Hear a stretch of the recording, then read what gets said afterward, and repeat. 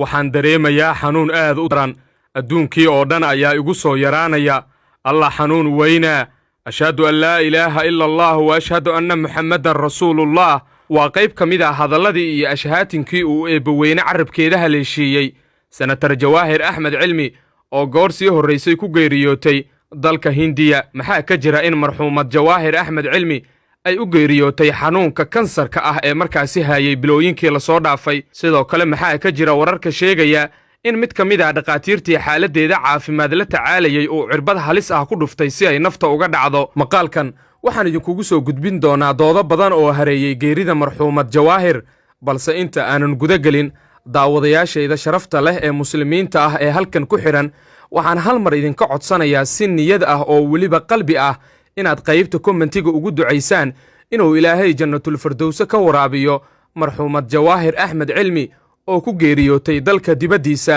muuqaalkaana layg saar si uu u gaaro saaxiibo fara badan oo ducawadareedkan qayb ka noqda una sheergaree saaxiibada facebooka kugu weheliyo si aynu u helno saaxiibbo u qalbi furan sida adiga oo kale adiga oo boggan falow iyo layg dhahanaya si aad u hesho wararkii iyo warbixinnadii ugu dambeeyey ee aynu halkan ku baahinno waad ku mahadsan tahay daawade la jaanqaadkaaga ilaahay ha u naxariistee waxaa dalka hindiya ku geeriyootay saacad ka hor senatar jawaahir axmed cilmi oo si weyn looga yaqaanay geyiga soomaalida xildhibaanadda oo bilooyinkii dambe ku sugnayd magaalada muqdisho weliba iyada oo xanuun haayo isla markaana qarankeeda u shaqaynaysay ayaa maalmo ka hor waxa ay u duushay dalka hindiya si ay halkaasi xaaladdeeda caafimaad ugu soo baxnaaniso balse waxa ay hindiya noqotay goobtii uu qabrigeeda ku qodnaa oo ay ku geeriyoon lahayd senataradda waxaa maalmihii la soo dhaafay si weyn looga qabtay dhanka caloosha waxaana uga dhacay xanuun halis ah oo markaasi sababay geeridii naxdinta lahayd ee senatar jawaahir axmed cilmi ku timid wararka qaar oo aynu ka helnay isbitaalkan oo ay ku xanuunsanaysay senatar jawaahir axmed cilmi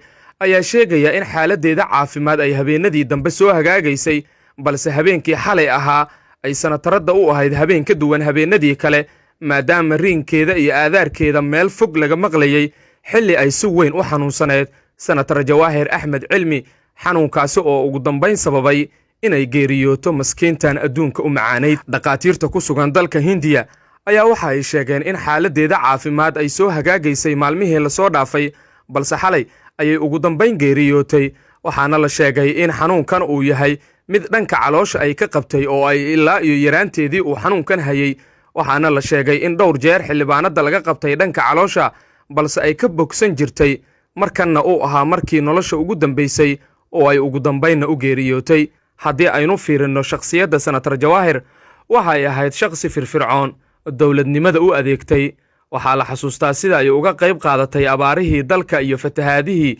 markaasi ka dhacay dhanka iyo beled weyn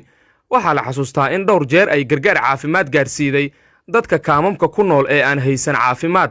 waxaa sidoo kale dadku ay si weyn u xasuustaan bisha barakaysan ee ramadaan sidii ay uga qayb qaadan jirtay barnaamijyaadka lagu afurinayo dadka masaakiinta ah ee aan afurka awoodin ugu dambayn qalbiyada soomaaliyeed oo si weyn u jecel ayay ka baxday senatar jawaahir axmed cilmi waxaynu ilaahay uga baryeennaa inuu ilaahay qabriga u waasiciyo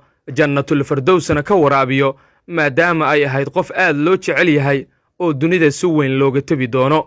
ilaa yu dhammaadka maqaalkan haddii aad ina wehelisay daawad waxaan kaa codsanayaa inaadan ka hagran qaybta hoosena aad ugu soo ducayso inuu ilaahay qabriga u waasiciyo kitaabkeedana midigta uu ka siiyo senatar jawaahir axmed cilmi oo saacadaha soo aadan lagu aasi doono dalka soomaaliya maadaama ay waddanka dibaddiisa ay ku geeriyootay oo meydkeeda lasoo qaadi doono muuqaalkaana layg saar si uu u gaaro saaxiibo fara badan una sheergaree saaxiibada facebooka kugu weheliya si aynu u helno saaxiibbo u qalbi furan sida adiga oo kale waad ku mahadsan tahay daawashada muuqaalkan magacaygu